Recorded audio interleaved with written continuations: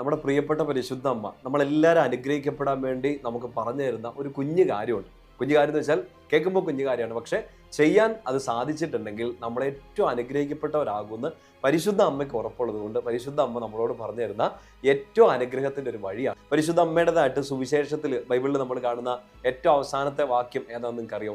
അത് യോഹന്നാൻ 2:5 അറിയാലോ. കാനായിലെ കല്യാണ വിരുന്നിൽ വെച്ച് പരിശുദ്ധ അമ്മ പറയുന്ന ഒരു കാര്യമുണ്ട്.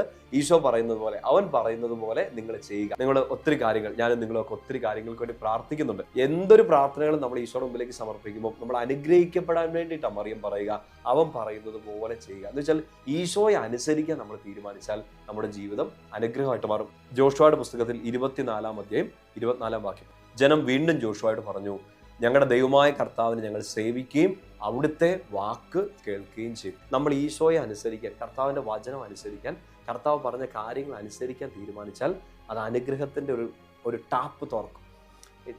ടാപ്പ് തുറന്നിങ്ങനെ വെള്ളം, അനുഗ്രഹത്തിൻ്റെ വെള്ളം ഇങ്ങനെ നന്നായിട്ട് ഒഴുകിക്കൊണ്ടിരിക്കും. ഇപ്പം നമ്മൾ ഒത്തിരി കാര്യങ്ങൾ പ്രാർത്ഥിക്കുന്നുണ്ട്, നിയോഗങ്ങളുണ്ട്, ആഗ്രഹങ്ങളുണ്ട്. ഈശോയെ ഇത് സാധിച്ചു കിട്ടണം എന്നൊക്കെ നമ്മളിങ്ങനെ പറയാറുണ്ട്. പക്ഷെ ഏറ്റവും പ്രധാനപ്പെട്ട കാര്യം ഈശോ പറയുന്നതൊക്കെ അനുസരിക്കുന്നുണ്ടോ?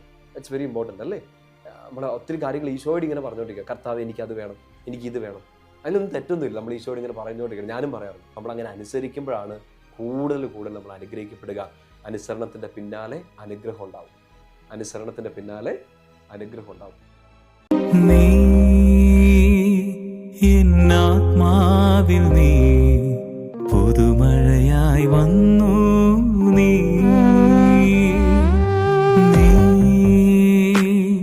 എൻ മനതാരിൽ നീ വരമഴയായി പൊഴിയൂ.